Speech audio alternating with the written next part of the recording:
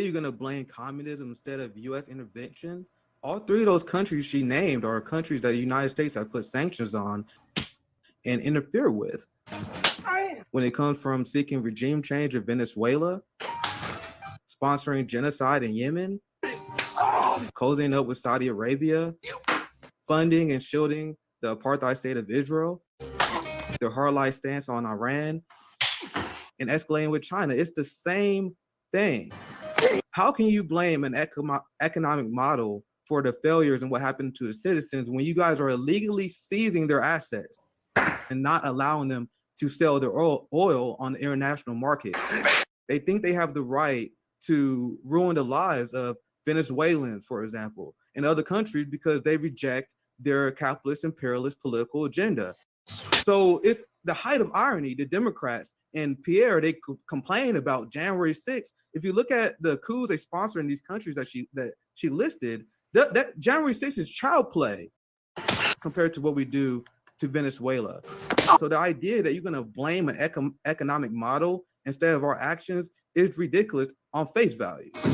So Cuba has a higher life expectancy than the United States, a higher literacy rate, a much better healthcare system, despite the fact that the United States stole billions of dollars from them. If you look at Skid Row, I am asking you, what is the excuse for the United States for the massive poverty, despite the fact that we have no country sanctioning us? You have Venezuela, you have Cuba, you have all these countries that has been the victim of U.S. economic war. You guys locked out Venezuela from the international market and you blame their economic system. So Robby, what's the excuse for capitalists? Who's sanctioning us? If you capitalists are so confident that communism will fail, why won't you leave it alone? I want the uplifting of the global working class, and you guys rather destroy the global working class just so you guys can say zingers like communism never worked. Leave these countries alone and allow them to thrive, and then we can talk. You got knocked the fuck out, man! Hello, my friends. We are back again. We are back. It's been a while since we did one of these, right? Next Saturday Live. We are back. Welcome, my friends. Welcome, my family. What a week. What a week it has been for our community, right? I guess we finally got the fight that I was looking for. And it was a very fun event. And if you're on Twitter, if you're part of the RBN community, it's kind of like a holiday, right? The same as when Savvy Sabs, when she was on Rising and she destroyed AOC. It was a holiday last week. Now we got holiday after our appearance on the Hill. Because more than anything, I'm happy that I got to expose a perspective to the conservative Hill audience that they not used to seeing. Look at the comment section on the first video they posted. It last time I checked, got like 17,000 views, which is good, pretty good. But I see a lot of comments in there. They're like, yo, you never see these kind of discussions on mainstream media. Well, I've never seen people debate this issue of Nick and imperialism and sanctions before, because they never had Nick on the show. They never had RBN. They never had RBN on the show. Imagine if they had a sock dem, a social democrat on. You had Bernie Sanders saying Nicolas Maduro is a tyrant. Like, so I'm asking you guys, imagine that conversation with a white social democrat, right? They would have been like, yeah, I can see, Robby, I can see with you. I can see your point that Venezuela is authoritarian. And then you immediately lost all ground. And then the conversation would turn to a capitalist apologia shit show. No, we're not having it here on RBN. The age of anti-intellectualism is over. It's over. It's dead. No more. None of that social democrat, I'm going to join side with the capitalists to fearmonger over Venezuela and Cuba, the countries that are victims of U.S. imperial conquest. This is the Bernie Sanders style. This is the Bernie Sanders style of left politics, where you weak on imperialism. Dr. Cornel West called him out on that as well, where Bernie Sanders himself said, calling Israel's apartheid state is deflammatory. calling Nicolas Maduro a tyrant. Agreeing, you had AOC agreeing and propping up the color revolution in Cuba. Guys, these social democrats are dangerous. Now they are voting for Ukraine aid. They voting for weapons to Taiwan. So RBN, for the very first time, we guys giving you the true black Marxist leftist perspective, the true working class black perspective. And I'm gonna show you guys the people I listen to. If you guys think I'm clowning them too hard, you guys think I'm going too hard? Because once again, just ask yourself, imagine if that debate was a social democrat. Oh yeah, I concede on your great point, Robby. Yeah, Venezuela is authoritarian hellhole. I concede with your point. Now agree with me for some reason. We explained many times the CIA installed a suitable left. The left that want to take over the Democratic Party, that's over. The left that don't engage in mutual aid, that's over. The left that joins the U.S. hegemonic imperial core to smear Cuba, Venezuela, Russia, and other countries, that's over. The progressives, the PEPs, the progressives accept Palestinians, that's over. That's over. Like we can't tolerate that anymore. If you're wondering why the state of the left is the way that it is right now, it's because we have so many people who accept the framing of the capitalist model, and then they wonder why we're losing. They wonder why they're losing. So if you guys think I'm going too hard, I'm gonna show you guys the opinions of friends of the show, Margaret Kimberly and Gerald Horne on Venezuela. And I'm actually so like when I'm explaining this to you guys, I want you guys to ask yourself how different the perspective you hear from elected Democrats versus the Black Agenda Report, versus what you hear on RBN, versus what you actually hear from working class Black and brown people all over the world. I'm friends. I'm not gonna name drop, but I'm friends with UK Black leftists. I know on Twitter. I'm gonna have them back on the show. We had them on international coalition panels. I'm friends with Black leftists in Brazil, Josana, and many other mutuals that I deeply love and appreciate, like Claudia and the Indigenous fam. I know on there. Like I have my ear on the ground. It is not what you're hearing from Nina Turner. It's not what you're hearing from Jamal Bowman. It's not what you're hearing from Charles Book. What's the other dude name? Yeah, Charles Booker. Nina Turner, Ilhan Omar, that goes along with fucking imperial coups in Africa, supports U.S. overthrowing the Somalian leader, and now that's why Ilhan won her primary by skin of her teeth. And people think it's because of the rights attack. No, it's because she lost a lot of her grassroots support for Somalis because she joined with the U.S. empire and meddling in Somalia. We see over and over again weakness on the Black left. Cori Bush voting for Ukraine. Like that one hurts. She's in Missouri. I live in Missouri. That one hurts. You know what I mean? You guys, we don't have drinking water. You guys sending arms to Ukraine, starting this war. Now they're looking at Russia mobilizing. They're looking at Russia escalating this war. They say, "Oh my God, there's a threat of nuclear war," and they're like, "Oh my God, I can't believe this is happening." Guys, who do you guys think was warning you guys about this? Why do you guys think we was advocating for peace? You had a bunch of people that were like, expand NATO, send weapons to Ukraine, send weapons to Ukraine. Don't worry, we just vibe. Things will be peaceful. We like, guys, you guys are psychopaths. What are you doing? Russia is just toying with you. You guys gonna get them to fully mobilize. And people are like, look at these fucking tankies over here. You guys are fear mongering over a global war. Now Putin is mobilizing. Now everyone melting down. I'm like, what do you think I was telling you guys about? This was the point of our coverage, was that you crossed a red line in Russia that you guys mentioned many times. Barack Obama just talked about in 2014 how started escalating NATO and probably Ukraine would start a war. Joe Biden warned about it. Many military analysts warned about this. So now they want to pretend like you can't be a serious adult if you pretend that that's not the case, right? This is not about Ukraine. This is about Venezuela. Let me get back on that. The point being, there's a huge divide on foreign policy. And the social dem, the DSA people, they smear the people who get it right as tankies. I'm like, I literally never heard of the term until I got online. So, and then based on what I see, tankies mean someone who has a different U.S. foreign policy other than Western hegemony. Because they tell me the original term is for Soviet Union apologists. The Soviet Union is gone. So the original term lost all meaning. The only thing that I see is people calling people tankies because they are correct on calling out the stage of capitalism that Marxists predicted what we will be at. This highest stage, imperialism, which we focus on because imperialism is related to capitalism. We like if you study this, you know this is going to happen. So they call us tanky because we push back against this, correct?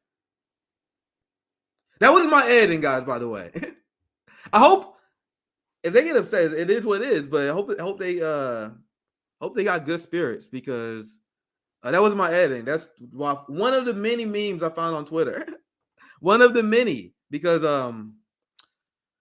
I took yesterday off because I had to take off from politics, man. I went to visit some family, hung out. Then look, bro, like the amount of views that my debate have on Twitter from Ryan Knight's video, from Compton J, my boy CJ, and my video, that alone almost have 300,000 spreads. Like, damn, a lot of people saw this shit on Twitter at least. I don't know about YouTube, but there was hella memes on Twitter. So hope Robby is okay with us having fun, right? It's just all in good. It's all in good faith. This video for my friend, right? Let's see. What do you say? All right, let me do a chat check. See if you guys roasted me or not. Exactly. Never seen term misused to the extent tankies have been recently. I'm gonna show you guys this article. I actually have an article I went to go over that explains this. Let me see if I can find it quickly. If not, it's not a big deal. Not a big deal. But yeah, pretty much it's just anyone. It's just a smear they use. If you debunk U.S. foreign policy, if you don't believe United States intervention is good, if you don't believe that U.S. culture, if you don't believe this capitalist structure is good, they were like, "Oh, you're just a tanky." They'll call me a tanky. I'm like, I literally had to Google it, bro. I'm a black motherfucker in the Midwest. You guys think we got Soviet Union flags hanging up here?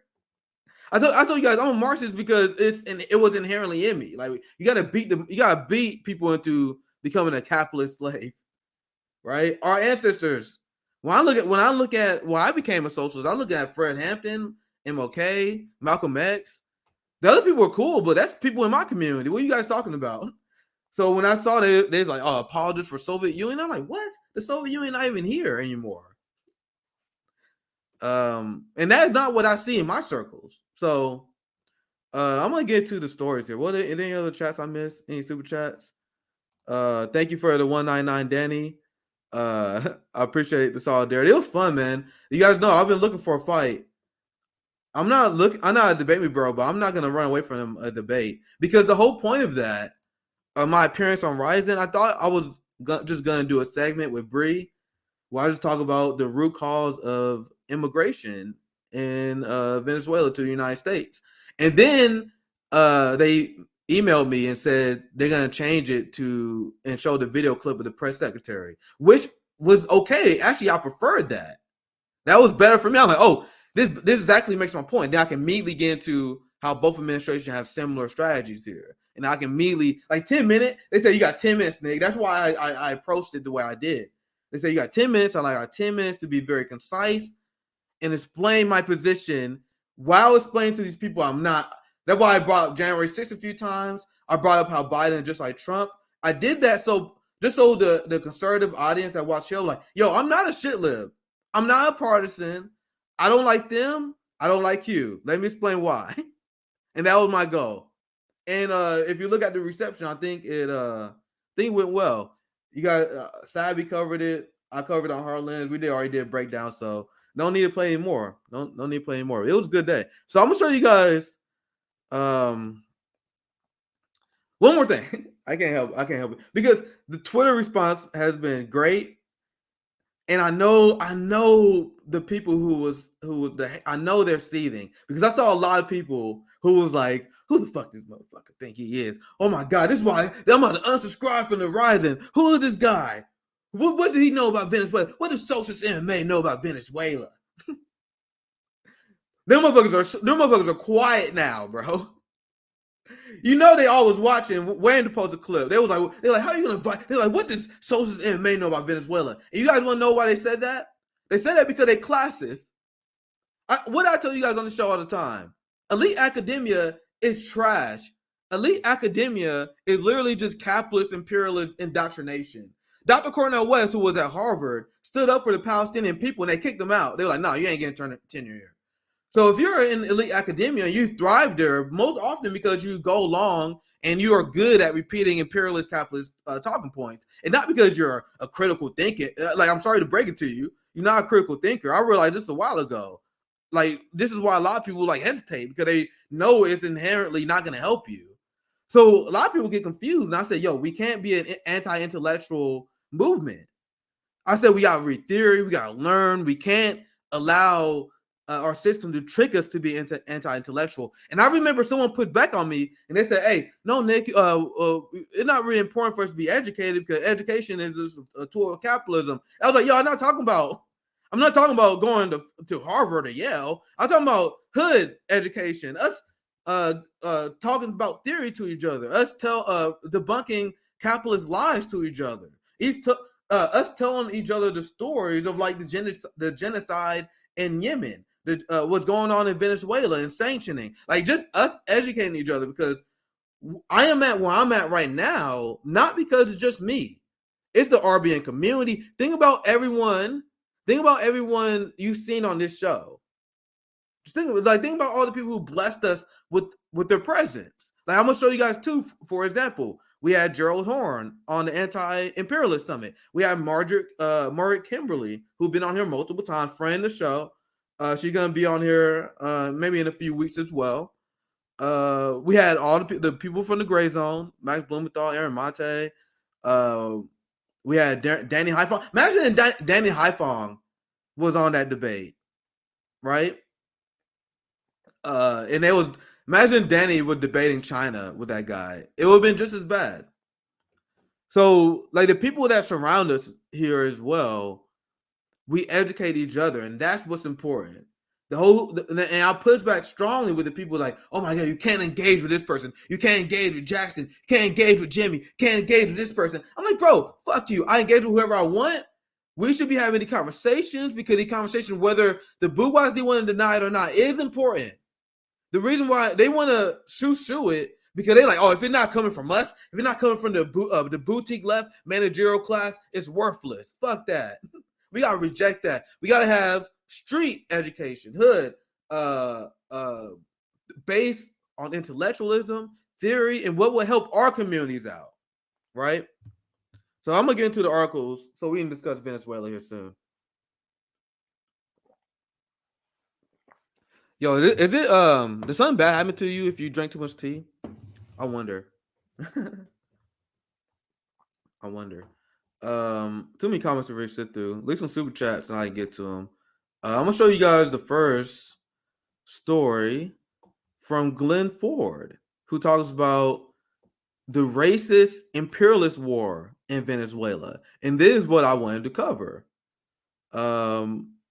During my monologue, and I kind of slipped it in a few times, but I didn't really get a chance to break it down. And these are the people I want to highlight.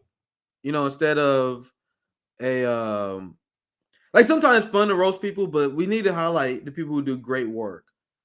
And this is a great article by Glenn Ford here. The racist imperialist war on Venezuela. And this is from a 2019 article. And this is Hugo Chavez. And this is what they would never tell you in corporate media. You know what they always leave out? They always say, oh my God, the opposition is being crushed. There's no opposition to the revolution. Who do you guys think the opposition is? Imagine if someone was talking to a Democrat and they were like, why are you guys crushing the opposition at January 6th? That was the point I brought up during the show. No one would say that. in mainstream U.S. politics, but they just say about Cuba and Venezuela without batting an eye. Yes, I want these racist class traders to be defeated, and they was. This is a racist photo they have of Hugo Chavez. What they won't explain to you in the media as well is why this revolution happened. Why was Hugo Chavez so popular? Why is Nicolas Maduro still so popular despite U.S. Propaganda against him, the elite ruling class who owns the media in Venezuela being against him? Because people know who's the enemy. You have the bourgeoisie who's waging a class war against the black, indigenous, working class. And that is what Glenn Ford is going to get into.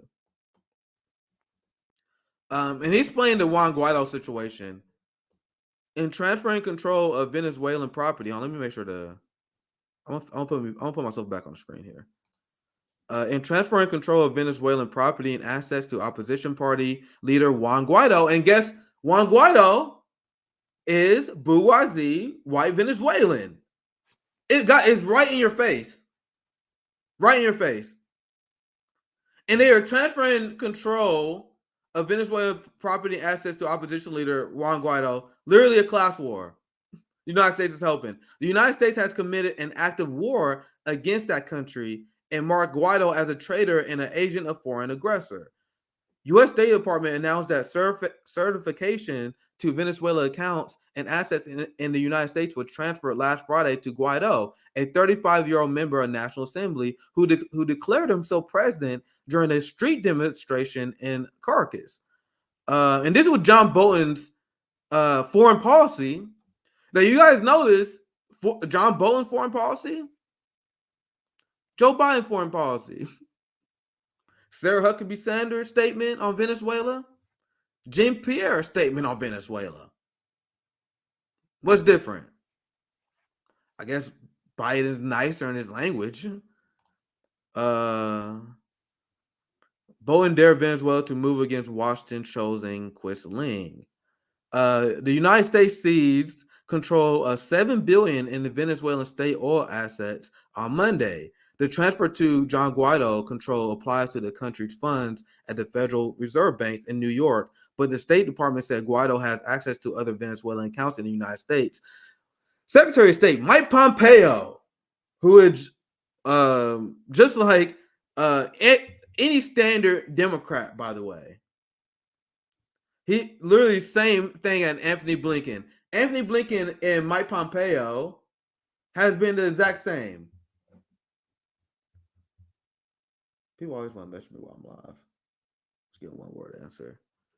And he sounded just like Guaido's spokesman said the $20 million in humanitarian aid will be distributed in Venezuela by Guaido. The United States government is not just behind the coup, but is leading it. Guys, January 6th is child's play compared to what the United States is sponsoring here. Do you guys understand why I laugh at people who fearmonger over that now? They look and sound ridiculous to me. Make sure you guys leave a comment. I want to make sure the audio is good too.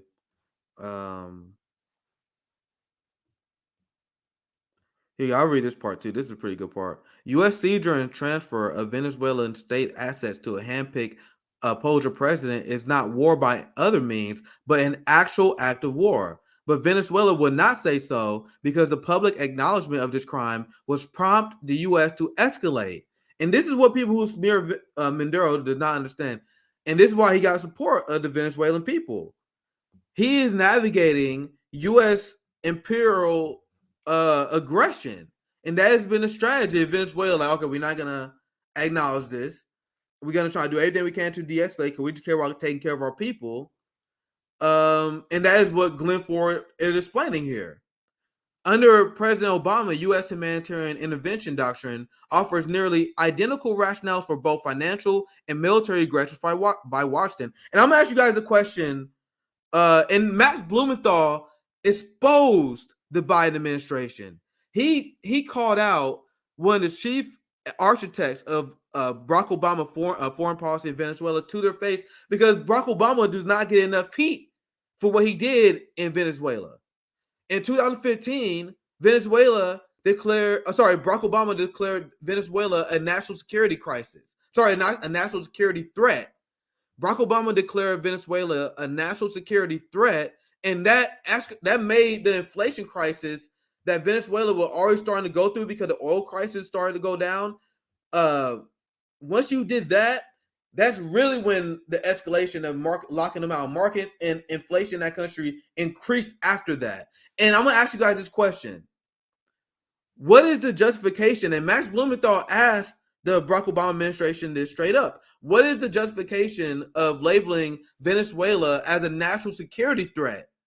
Like the same we would label Al-Qaeda or any other terrorist groups. Guys, do you feel any threat coming from Nicolas Maduro?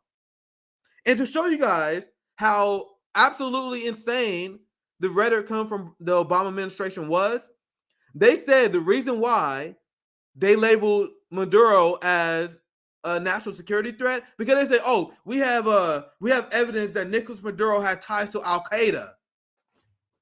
No, I'm dead serious. That was her answer to Max Blumenthal when he called her out to her face. I think it was on some state TV program. I got to find a clip. It's still on. You guys can find the clip on YouTube. And she said that Nicolas Maduro was connected to Al-Qaeda, and that's why we labeled them a national security threat and destroyed their economy. Guys, the United States has more ties to Al-Qaeda than Venezuela does. Are we clear? We armed Al-Qaeda. Where did I leave off? Sanctions can turn to war in an instant. Obama, I love this point that Glenn Ford makes. Obama redefined the meaning of war. In rejecting the congressional pressures in halting the bombing of Libya in 2011, Obama maintained not only did no state of war exist in that North African country, where perhaps 50,000 people have been killed in NATO airstrikes, by the way, guys.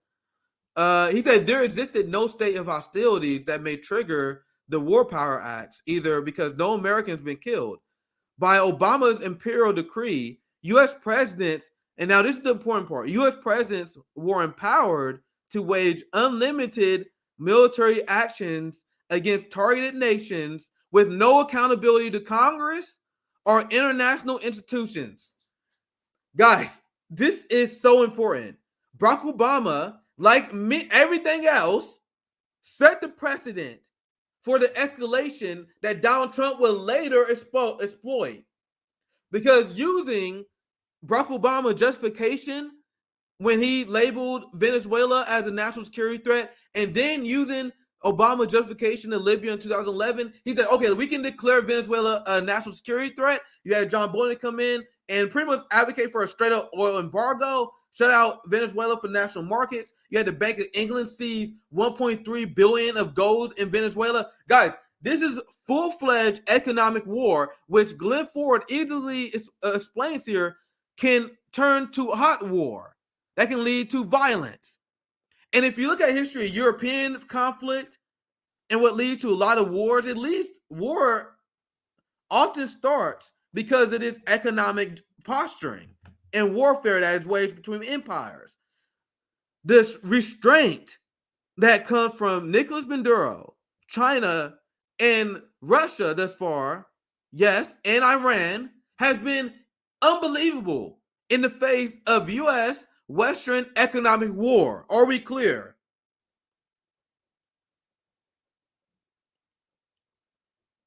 Maybe I should do a fact check because I really want to read that point. Hopefully I didn't miss. I want to make sure I didn't miss those super chats. So I gotta make sure when I'm alone, I can't look at the chat too often. So I'm gonna just read the super chats when I see them. So if you want to leave a comment, that's probably the best way. Just when I'm solo, just because I really can't afford to do that. But thank you for the $2, CB. Boss, the narco Bidenist, who was wrong about everything he said about Joe Biden, by the way. He was advocating Biden as the electoral solution because he was like, well, if we vote for Biden, we can advocate for more progressive policies once we get the guy inside. We had a conversation. He literally quoted the Biden-Bernie platform as the reason to vote for Joe Biden.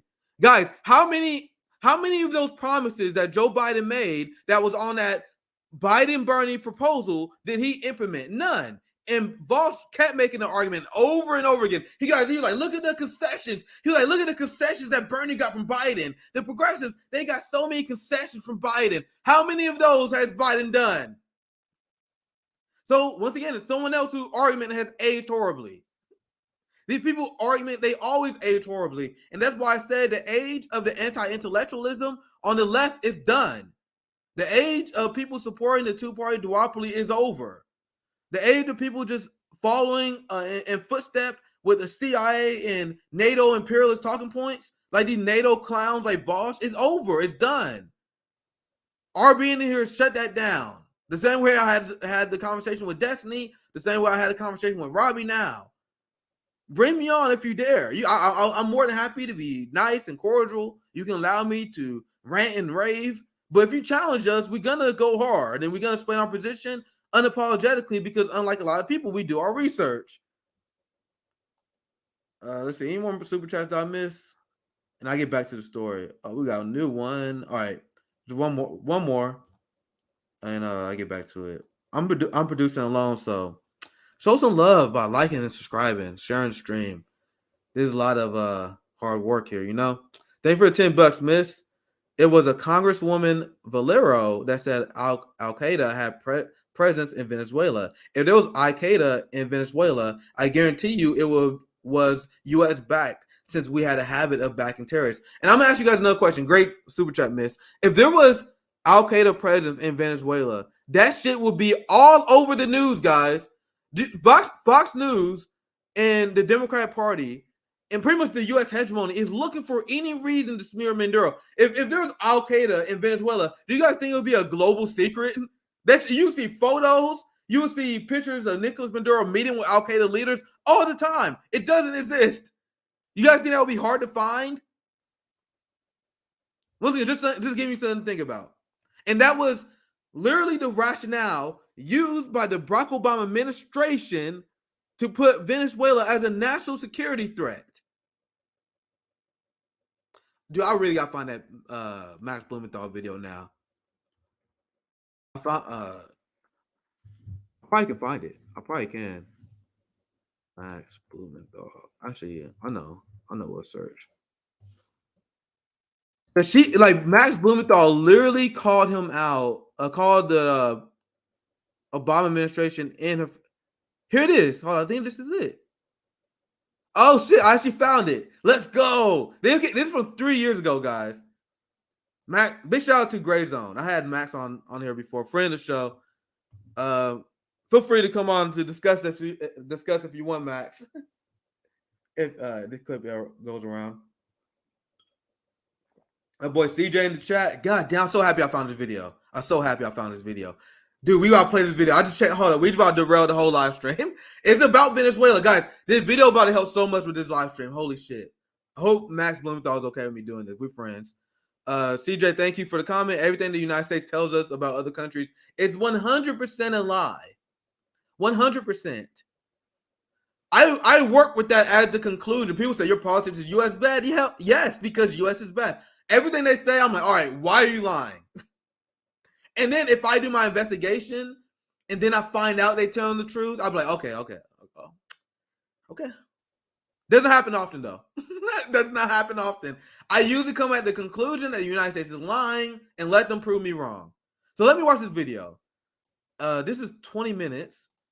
I really want to get to the meat of it. We probably jump around because we're doing I watched this video like maybe a few months ago because I was doing research on the segment. That's why I knew what to search to find it. The video was 3 years ago. And it should have way more views than it does. Gray Zone way bigger now. They'll do a live stream. They'll have like 10,000 plus people watching. Yeah, let's put this on. I want to see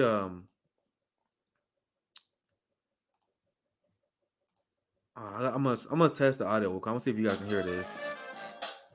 Push back back. I'm Aaron Mate. We're here today with Max Blumenthal. He is the senior editor of The Gray Zone, author of many books, including his latest, The Management of Savagery. Welcome, Max. We're talking today about many topics. Let's start with Venezuela. You just had an exchange on a program called The Heat, which airs on CGTN, which to me really How's the audio, guys? I'm trying this new software thing with my mic on. I'm looking at the chat. I'm gonna see if the audio is good. I'm trying this out. Let me know, guys. Captured the mentality at the heart of the U.S. war right now on Venezuela, because you in this exchange, spoke to both a former Obama official and then also a member of the right-wing Venezuelan opposition. Before we go to the clip, why don't you set it up for us? Well, it was a remarkable opportunity, and one that I wouldn't have had in U.S. corporate media, where no critics of the U.S. regime change. All right, I'm gonna try to get the audio. I was trying to try something else. I get the audio from the video. Cause I see you guys say it's a little low. It's a little low, so I'll get the audio. I'll get the audio from the video. That's fine. I was just trying something out. Let's see. I'm gonna try this out. Let me know how it goes, guys. Policy towards Venezuela. Because I want to find, because this is a 23-minute video. I want to get to the part where he calls it. This exchange right here. I'll fast forward to this part. This exchange right here is gold. They boycotted its purchase. This is the result of the Obama administration's designation of Venezuela as a national security threat in 2015. I want to ask Paula, because you were in the Obama administration,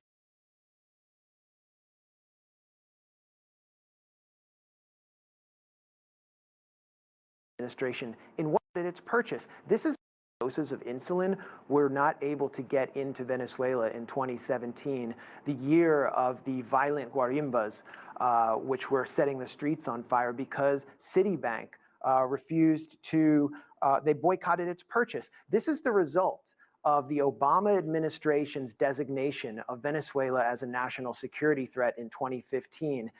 I want to ask Paula, because you were in the Obama administration, in what way was Venezuela a threat to U.S. national security? How does Venezuela threaten my security or the security of American citizens? Or was this not a tool to bring us to the crisis that we're in, to ratchet up Venezuela's economic crisis and harm ordinary civilians?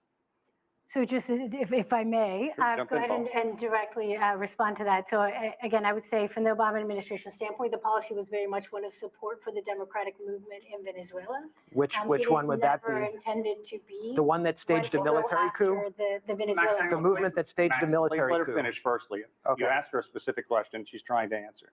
So I would just say, again, the policy was very much of support for democracy, support for democratic movement in Venezuela. It is never one to go after the Venezuelan people.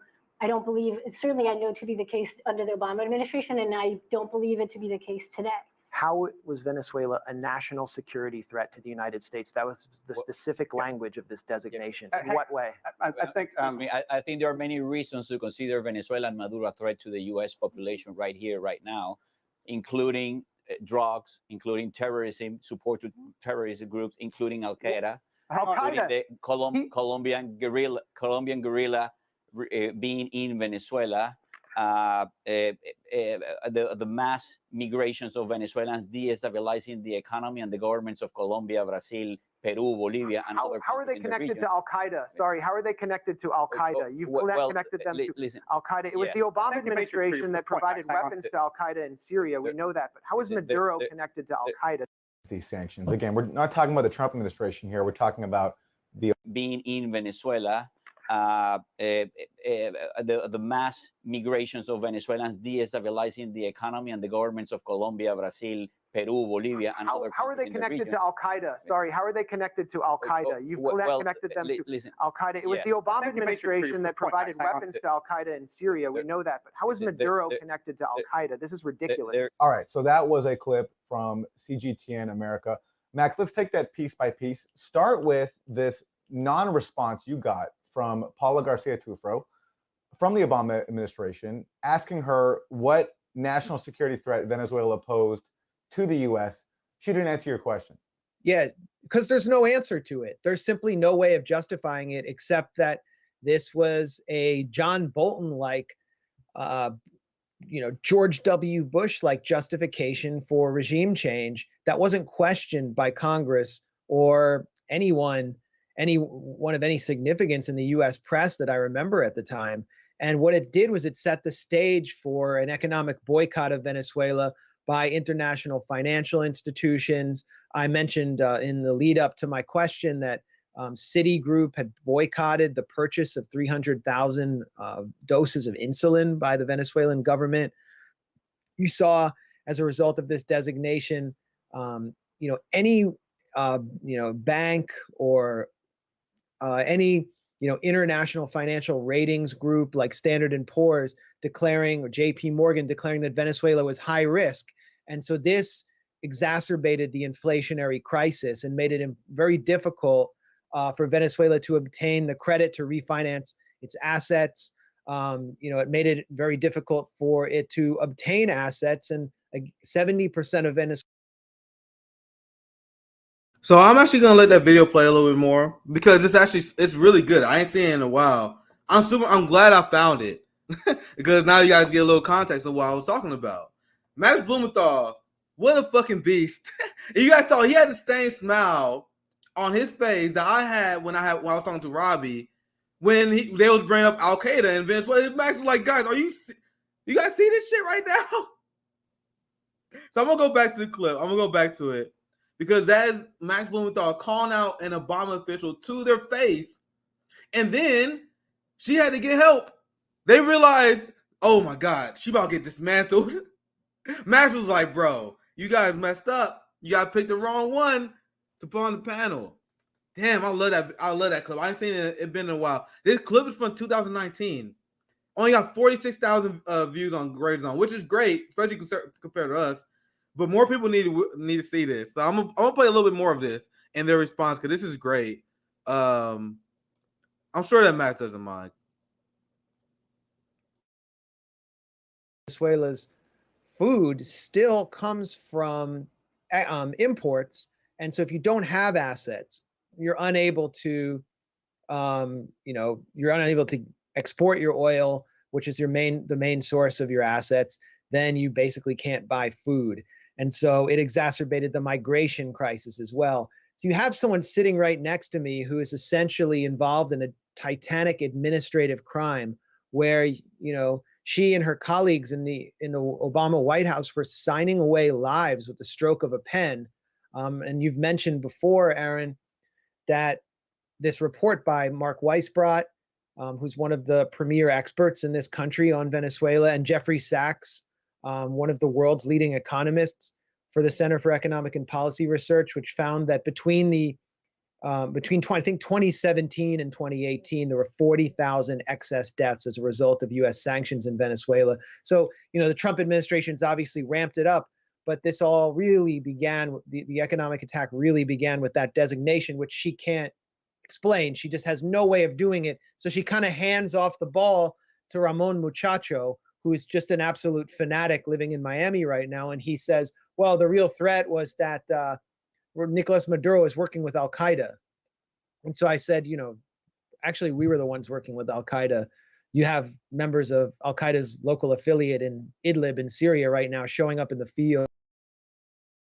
Missiles produced. Oh, my bad, guys. I just want to, I gotta make a adjustment here. But man, this is watching this video. It reminds me. I want to edit. I gotta make it a little bit better. I'm gonna get back to the video. But this reminds me of the interview I had with Robby, the exchange between Max and this Obama official. But I'm gonna get back to it. Let me fix it here. Me by Raytheon, which the U.S. supplied to the so-called moderate rebels. But I don't know about Nicolas Maduro working with Al Qaeda. We also hear about him working with Hezbollah. We hear about him working with drug lords, and they pretty much pile on every accusation. But this was the most ridiculous one, and it's significant. I mean, you could dismiss it as just a right-wing fanatic in Miami just popping off with random allegations, but it's significant because Muchacho is really emblematic of the right-wing opposition that the U.S. has attempted to install behind Juan Guaido. And these are the people that Michelle Bachelet, who is the UN.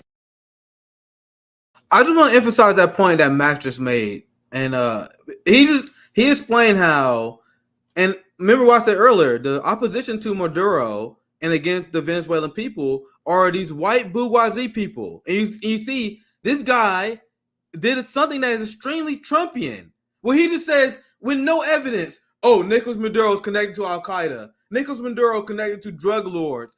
Now decolonize your mind and think about a Republican saying, oh my God, Joe Biden is connected to terrorists. He is. But you know how the mainstream media will laugh and mock those people? This is the opposition that we prop up. These people that they go on national TV with no evidence and they're making these insane claims about Maduro that the U.S. media and our sycophants and the CIA that distribute the information, they just repeat uncritically. And you guys ever notice, if you look at the source, if you watch a CNN hit piece on Maduro, they're like, according to a member of the Maduro opposition party, they say this. You might, if you want to talk that, you might as well. Like, imagine if you lived in Europe and you're just taking talking points from Marjorie Taylor Greene about Joe Biden and the state of America, and it was like, yo, look how America is a fascist, authoritarian, left liberal, hippie, authoritarian shithole. I got a quote. This is this lady. She's in Congress. This lady Marjorie Taylor Greene said that Joe Biden is a communist, authoritarian fascist. That's the same thing the United States doing in Venezuela and these other countries. You guys realize that, right? Let's get to let's get back to the video. I'm not gonna play the whole thing because I want to drive you guys to the video. I'll just play a little bit more of it, and then we get back to regular scheduled programming. UN Human Rights Commission depended on substantially for her report, which helped lay the groundwork for Trump's embargo, basically by accusing Maduro of running extermination squads, of using a food distribution program as a spying program, and completely ignoring the testimony of all of the victims of right-wing terror in Venezuela, who actually met with Bachelet when she was there. And an investigation by the Venezuelan government's own Human Rights Commission found that 82% of the testimonies supplied to Bachelet came from outside Venezuela, from people like Ramon Muchacho, who are exiled members of the right-wing opposition. So, you hear these wild allegations and they sound ridiculous to us, but they're taken seriously by the team that was working behind the scenes on Bachelet's report, who were largely American bureaucrats who'd kind of burrowed from within the UN. So I think it's a really significant exchange. And it's also significant about our media environment that exchanges like this never take place. If you were allowed on, for example, Chris Hayes to interrogate the lies, deceptions, and distortions of half-truths of the Russia gators, catastrophe would ensue. And, it's the same thing.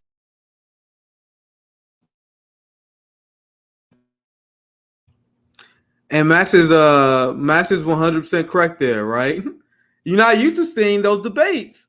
You're not used to seeing U.S. imperialists being called out for their unhinged policy in the global south in Venezuela. Until recently, I was on the Hill, and I was pushing Robby to defend his points. I think you guys saw how that went.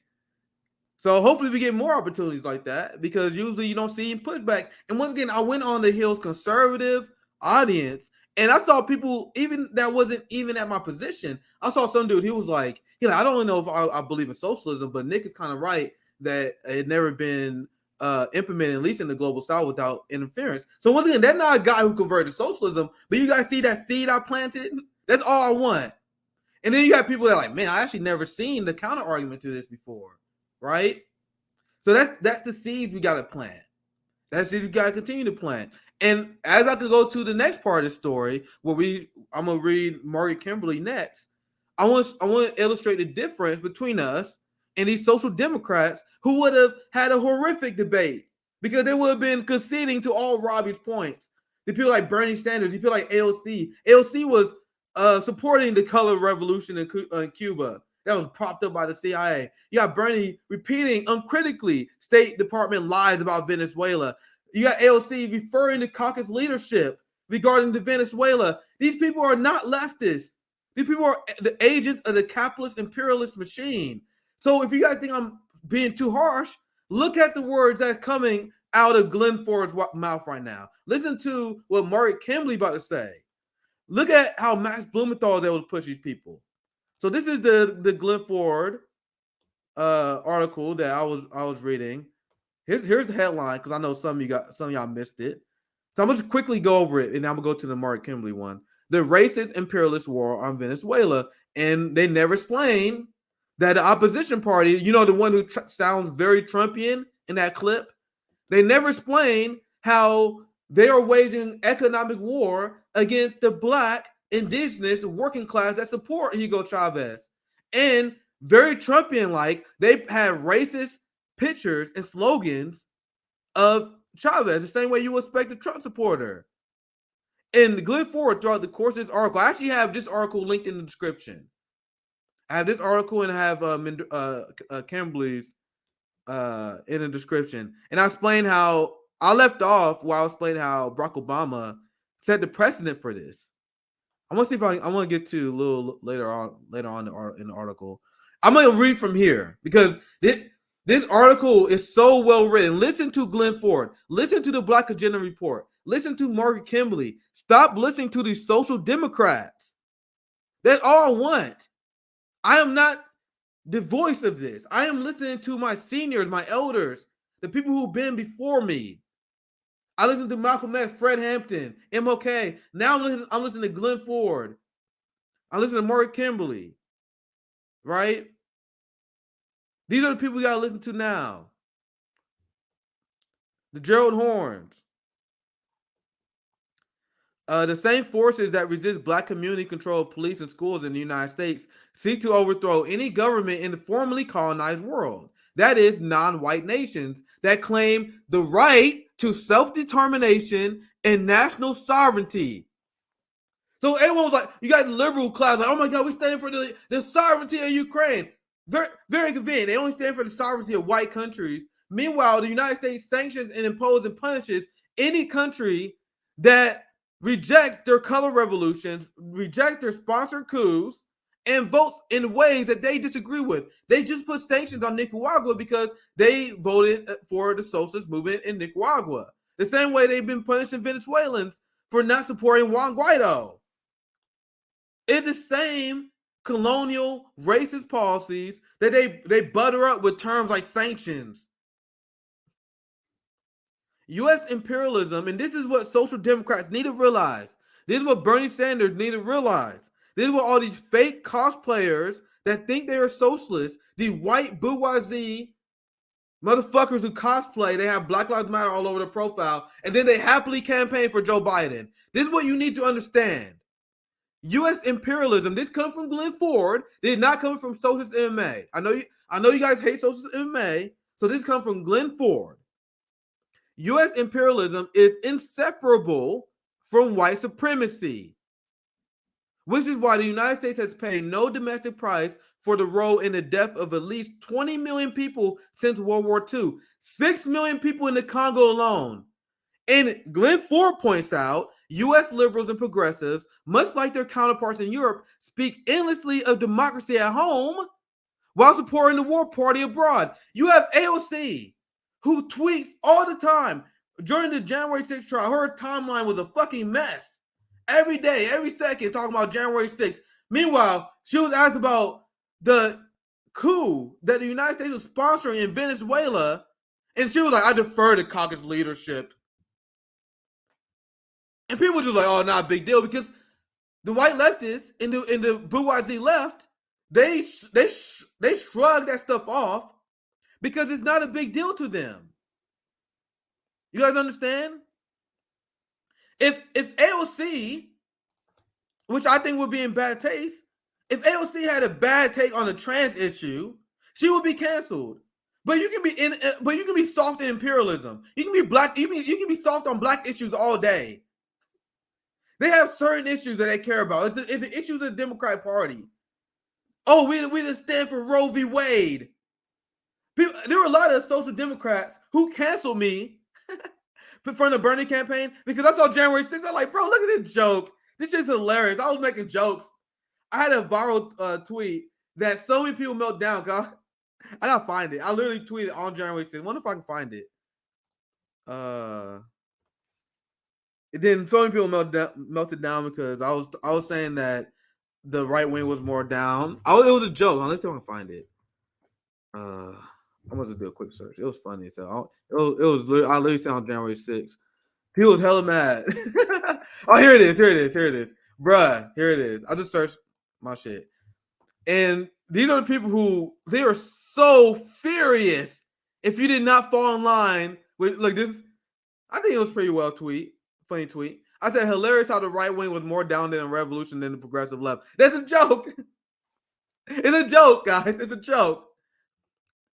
And I explained here, I was like, yeah, I know the cops are taking it easy on them, but we couldn't even get a political revolution. The entire movement voted for Biden. And then, bro, once again, a lot of people thought it was funny, but bro, there were so many tears in here too of these Bernie Sanders progressives who they would cancel you real quick over January 6th. But AOC sponsoring and supporting the Venezuelan coup, oh, that's okay though. Me joking, me making January 6th joke, oh, cancel that motherfucker, bro. AOC and them literally supporting coups, not a big deal. The age of anti-intellectualism is over. The days of us tolerating the weak social democrats and people who take their message from the CIA on the left when it comes to Cuba, Venezuela, China, the DPRK in these countries, it's over. It's over. The age of just dum-dums is over. The age of people apologizing for capitalism is over. The age of getting people who are victims of this party to vote for said party is over. Jim Crow Joe and the Democratic Party is waging war against Venezuelan people. Waging war against Palestinian people. Jim Crow Joe is sending 100,000 police in the street right now as we got no water. But they want us to vote blue. That shit is done, guys. I'll let you guys know right now. This is why RBN, a lot of people have been having a hard time swallowing this pill. Because me and CJ in Rome, we are telling you guys that shit is done. You can trick a few people, but we're going to get as many people as possible and we're leaving. We're done. And we're going to do our own thing. You can join us or you cannot. We are done with white saviors speaking on behalf of our community and siding with NATO, the Cenk Uygurs, the Vosh, the Sam Cedars, the constant imperialists who they claim they represent our community. Then they tell us to shut up and we have an opinion on this issue. Enough. It's over. And it's my appearance on the Hill was a good start of that, right? Where there's a point where they can't keep ignoring our opinions. And once again, big shout out to Bree. Because Bree was like, all right, I'm going to bring this motherfucker on. Robby, say something if you want. Once again, they had to go that way. I only had an hour. I'm gonna get to Margaret Kimberly's article, so I'm gonna go a little bit longer. If you guys have not noticed, I have the link for the Callin segment that we're gonna do after this. We're gonna do a post-debate discussion. I'm gonna talk to our community about the debate. What I said that was right, what I said was wrong, what we thought about the debate. And I would love your thought about communism, Cuba, Venezuela as well. I love our community. So I'm gonna do one more segment on the Margaret Kimberly article, and then we're gonna jump over to Callin. So make sure you guys click that link, like, share, and subscribe, and help this channel up. Thank you for $20. I guess I do a chat check as well. I appreciate the support. From an old white woman, keep it up. I appreciate the support and solidarity. That's all we ask. Like, I feel like we're not being unreasonable. We're like, guys, just show solidarity, show support, and we can educate you along the way, right? But when you do stuff like just block us, without listening, like Anna Kasparian and Dave Sirota? How are we going to take that as anything other than a declaration of war? Right? Like even if you disagree with us, we are willing to drag you along and educate you along the process as long as you want to show solidarity. Like we are the uniters here. We are uniting people. As you see, an old white woman. We got people from Ireland. We got people all over watching us. We're trying to unite. It's the people that try and cancel, snigger. Oh, don't talk to Jackson. Oh my God, just block these niggas. Don't block them. Don't listen to them. They are the CIA ops. I'm dying on this hill, right? Let's go. Did I miss any other super chats? Once again, I have no producer, so I'm just ranting, raving. I see a comment every once in a while outside of my eye, but I really can't read them when I'm alone. You guys see when I'm with CJ or JB, I read as many comments as I can, but when I'm alone, I can do super chats. Oh, come on.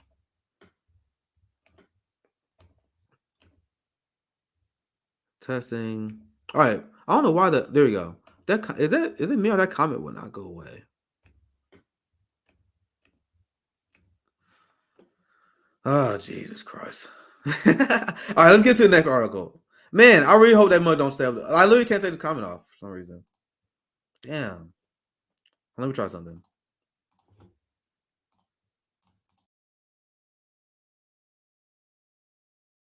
You see this? Oh, there we go.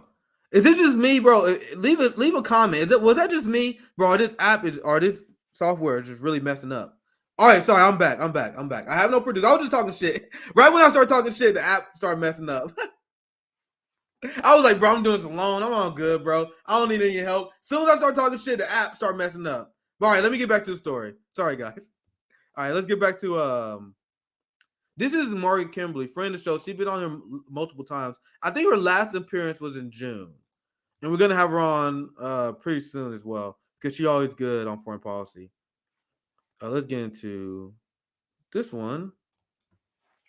Oh shit. I need something to drink, man.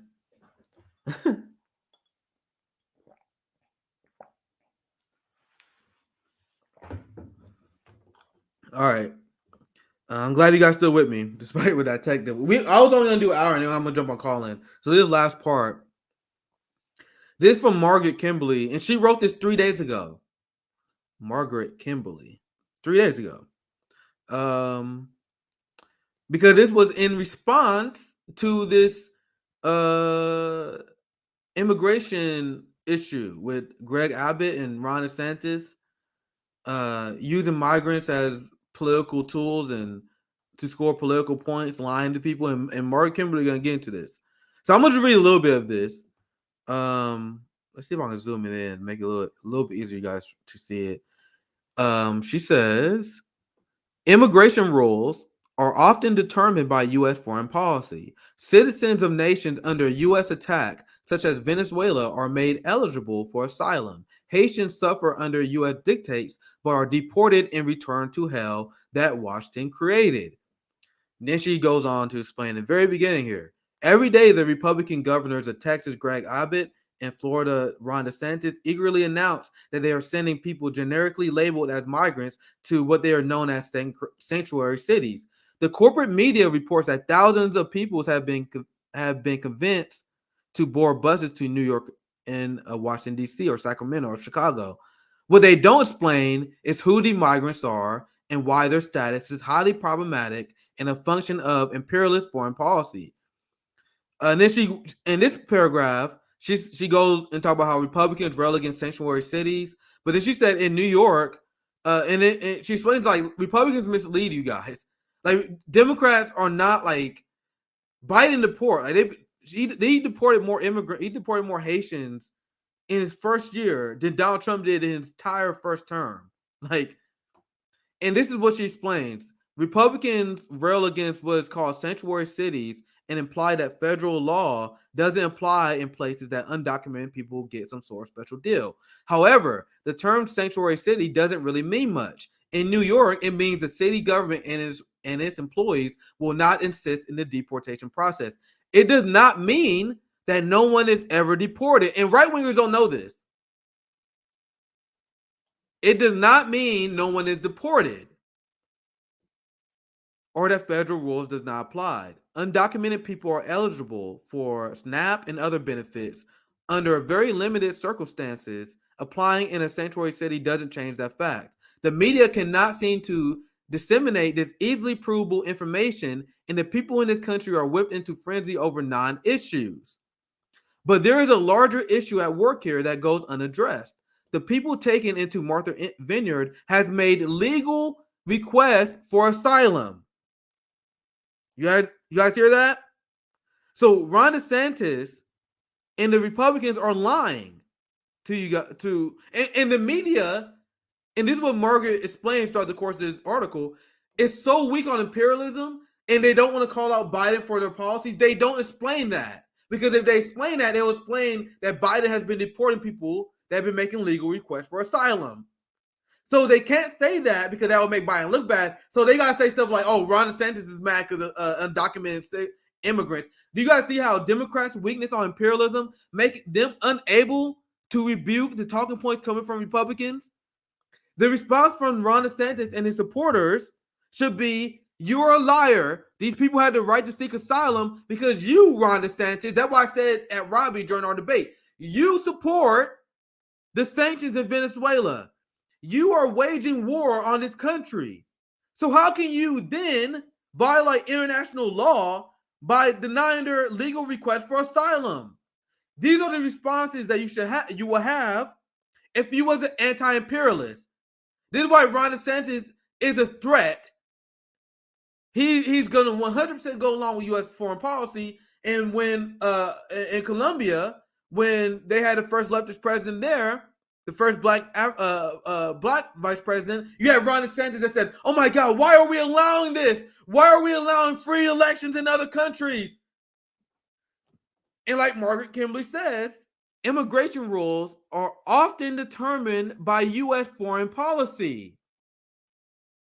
So how can you, Ron DeSantis and your supporters, how can you wage economic war and support interfering in their democracy, and then you want to throw away the immigrants and deny their right for asylum? That does not make sense. And Democrats and liberals cannot make this argument, guys. I want you guys to really understand that point, and that's the point that Margaret is getting to as well. I'm going to read a little bit more of your. I left the description to this article in the description, so I'm not going to read the whole thing, but make sure you guys check it out because Margaret Kimberly just released this 3 days ago, and this is a great article, guys. And I was going to go into a lot of detail. You guys see this stream is already over an hour long, and I only had 10 minutes. I only had 10 minutes on Rising. So that's why I wanted to be concise, and Robby didn't know what he was walking into because I was ready just to go 10 minutes to fit as much of this information I could, and that's why I did a stream because I didn't really have the opportunity to do that. So I hope you guys are learning something, even though I may be botching the reading of this just a little bit. So I'm going to read just another paragraph, and then I'll let you guys read the rest of the article later. But the larger issue at work here that goes unaddressed, the people taken into Martha Vineyard. Oh, sorry, I read that one. Damn. Did I leave off there? Yeah, I did. I left off there. They made legal requests for asylum, which may be granted because of U.S. policy against their home country of Venezuela. Migrants from nations targeted by the U.S. are automatically eligible for asylum. Liberals, please. Look, have you guys seen the coverage on MSNBC over this issue? It is literally bullshit. Everything you see that come out that's been attacking the Republicans on this have been leaving these very crucial points out because it will make them criticize Biden and their policy on this. And then she later explains, I'm not going to get to it right now. She talked about the Biden Haitian policy. I'm going to read this point right here. As of February 2022, more than 19,000 Haitians were deported in the first year of Biden's term. That figure is more than 3 times the number deported in the last 3 administrations combined. So I correct myself, ladies and gentlemen. I said more than Donald Trump. So I'm going to read that again. Joe Biden, in just 1 year, deported more people than the last 3 presidents combined. Vote blue no matter who. We gonna be all right. That is what white leftists think, right? They could not give a fuck about this. Not at all. Not at all. And then I'm gonna go to her other point that I skimmed down from. And she explained, once again, I'm going to read this part again. Migrants from nations targeted by the U.S. are automatically eligible for asylum. In this hemisphere, Venezuelans, Cubans, and Nicaraguans, and you guys notice, those are the countries that the press secretary brought up. These are the people that Republicans keep fear-mongering over. They say communism failed these countries. This is why they're fleeing. But U.S. policy is literally taking asylum because they acknowledge that they are destroying their country. The age of anti-intellectualism is done, ladies and gentlemen. I'm telling you. We're not having it. Ukrainians are favored because the U.S. supports their government roles in attacking Russia, and they are also given asylum when they arrive at the border. And you did not see the right-wing meltdown over the 100,000 Ukrainians that arrived just this year, by the way. So Biden deported 19,000 Haitians, allowed in 100,000 Ukrainians. And you guys think I am unreasonable when I say Joe Biden is a white supremacist. When I say voting for the Democratic Party is enabling white supremacy. The shit libs who only vote on like one issue. I only care about Roe v. Wade. That's the only issue that matters, man. They could not care a damn about black issues. And then they lecture us and they get mad at us because we look at black issues. I say, okay, based on what I see, what you guys do in our community and in our international black brothers and sisters, I say no. They say, oh my God, you're enabling right-wingers. No, you are. If you're supportive of the Democratic Party and their unhinged foreign policy and immigration system. That's why during our debate on the Hill, the first thing I wanted to do was to make the distinction and tie together the relationship between the Biden administration and the Trump administration, just like I did in Venezuela. Barack Obama set the precedent, which Max Blumenthal explained. Donald Trump exploited it. Then Biden continues the policy. There's so many people on the left that have no idea what's going on in politics. Let's vote for John Ferryman, man, even though he's an imperialist. John Ferryman, he's a Zionist that supports Israel. That's okay though. He support arming Ukraine. That's okay though. He supports arming Taiwan. That's okay though. Enough. We had enough. So with that said, I have a link in the description for our Callin show. We leave it there. That'll be our next content. So after I leave this live stream, we're gonna do a call-in. I'm gonna take some calls. Thank you for the $20 support. Thank you for the support there. So make sure you guys click the call-in link if you guys want to call in and discuss. If you want to rage at me, if you want to be next, because the people on Callin, you guys know I've been waiting for a debate, man. I finally got it, and I didn't even know it was coming. So let's go on Callin. Hopefully we get some upset capitalists, imperialists that call in, and let's have a fun time. And make sure you guys support the Patreon in the description link as well. Help our channel grow. Make it so our voice can't be denied anymore. Make it so our voice can't be denied anymore. So we have the JB show. The JB show, big announcement. They have a great guest coming on there. I actually want to plug this. Let me pull it up. Hopefully I can pull it up. JB show tomorrow is pretty fire. He's talking about the Amazon story. God damn it, dude. Our videos are so fucking censored. I can't even find it. Where is it? Oh well, I'll just plug it. Tomorrow, JB show, tomorrow, he's gonna talk about one of the workers that died because of Amazon working conditions, and this story has been censored and have been talked about a lot. Fuck, I can't. What the hell is I saw the room that he made. Oh well. Make sure you guys check out JB show tomorrow. click the link and call in, and we will continue the conversation there. Thank you guys for watching the video. Have a good one, friends.